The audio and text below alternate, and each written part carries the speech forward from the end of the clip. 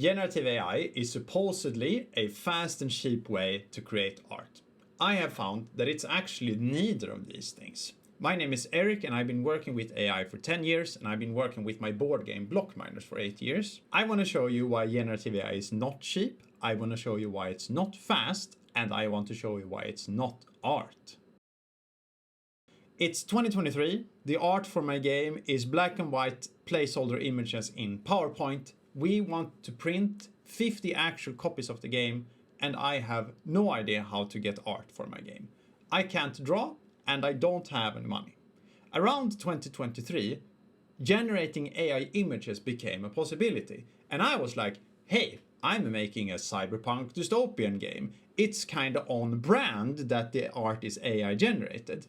In 2023, the art was even worse than it is now, and most of the art I had to reprompt multiple times, and then even the finished product is either like cropped in some weird way or there is a bunch of filters overlaying all of the problems with the art. And when it was all done, we had something, but anything past like a surface level glance revealed that this is bad. I feel like I didn't even understand what real art was until I had my first conversation with Lady Sapling. Instead of talking about style and what images we were supposed to draw, she started asking me about the world and what people were in the world and what dreams they had and what they wanted to achieve. And at first I didn't get what she was doing, but she was creating an internal view of what this world is, so that we can extract stories and people and meaning and 200 separate images of the same world. It's like what Dana is talking about in this clip. Is there this weird shadowy thing that appears to be kind of blanketing over this Erd tree? Like, having answers to those allows everyone on the team to make decisions independently. And when you can make decisions independently as a team that are all coherent, then all of a sudden everything starts to feel more connected. It starts to feel more like an actual real world. The actual finalization of the image isn't what takes time. What takes time is the creative process before the finalization of the image. The creative process has to do with exploring ideas, testing out things, finding what's interesting, and generating images faster doesn't help you with that at all. So generative AI doesn't make creating art faster.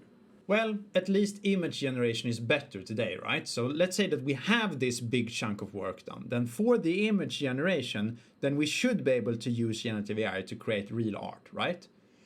I would actually say yes in theory, but it's not cheaper. Here's an AI generated image for a card. To generate this image, I generated 200 separate images. The art is for a card called Dig Up Dirt. The effect of that card is that you make it easier for other players to infiltrate and you get to distract one. So you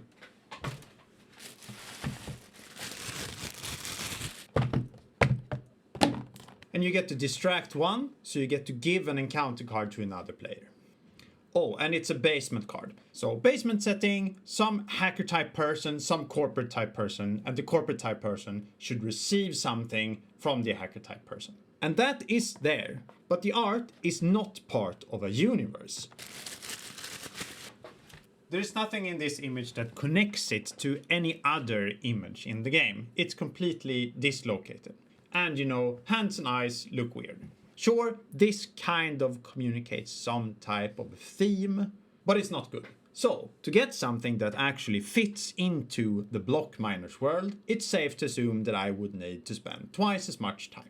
That's 400 images. If you're a bit clever with tokens, you can do that in like $10. But that's not really the cost. It took me 4 hours to create this card. Twice that is 8 hours. And if an actual artist has this bulk of work done already with the world and descriptions, and there's good art direction and they get description for what card to make, to create the art for that card in 8 hours, no problem. Most artists can probably do it faster. So what ends up happening is I'm essentially taxing my lack of skill to then take more time than an actual artist to produce something that, if I'm lucky, might be close to the work of an actual artist. Because honestly, when you are generating AI images, you are essentially pulling the slot machine, getting 4 images back and hoping you get lucky.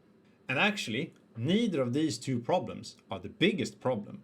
The biggest problem is number 3, that this is not art.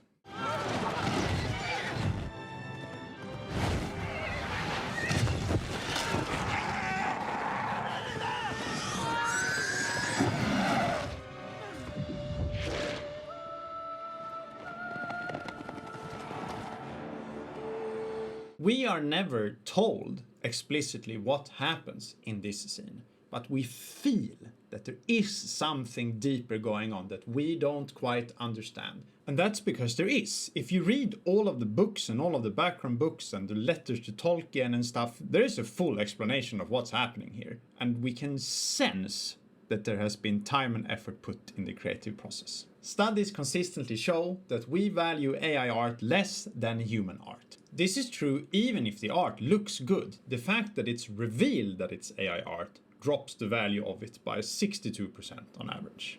And I believe the reason that happens is because when we initially saw the image, we had the illusion of someone spending time and effort in the creative process to produce what we're seeing. Being told that it's AI generated means that we get told that that effort in the creative process never happened, and that is what reduces the value. And that's what I mean when I say that AI generated art is inherently hollow. And bonus point, all AI generated images and art are public domain. That means, for example, if I made an AI generated image and I kind of like it and I want to put it on a t-shirt, there is nothing stopping anyone from taking this art and putting it on their own t-shirt, because this is public domain. But you didn't hear that from me.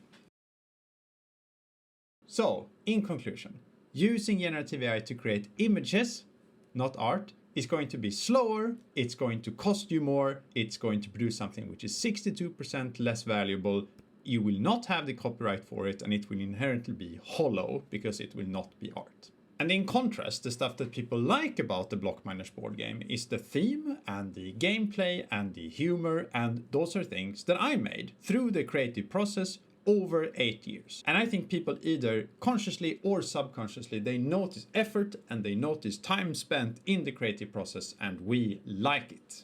My board game is free to play on play.blockminers.net. There's no account or anything. You can just go there and play it. And there is a sign-up link there for when the Kickstarter to finance the artist who is going to make all of the art for this game goes live. So if you want to reduce the use of generative AI and finance real artists, then you can sign up for that and come play the game. It's fun. And do you even ask people to subscribe anymore? I don't know, really. Come play my game. There is a Discord link in the description. Have a nice week.